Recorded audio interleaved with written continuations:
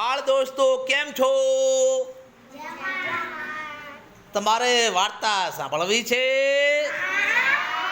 તો આજે આપણે સમજુ બકરીની વાર્તા કહીએ. સાની સરસ. તો એક ગામ હતું અને ગામ પાસે એક નદી હતી. નદી ઉપર એક લાકડાનો સાંકડો પુલ હતો. અરે ને પુલ આવો, આ પુલ ઉપર એક માણસ પસાર થઈ શકે, બીજા માણસો પસાર થઈ શકે નહીં. હવે એક દિવસ આ પુલ ઉપર સામે બે કૂતરા આવ્યા અને બંને કૂતરા ઝઘડવા માંડ્યા. કોઈને રસ્તો આપ્યો નહીં.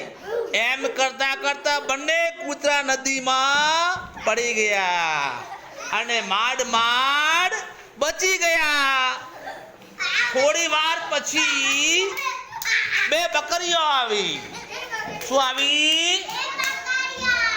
ભૂલ તો સાંકડો હતો પણ બકરીઓ સમજુ હતી.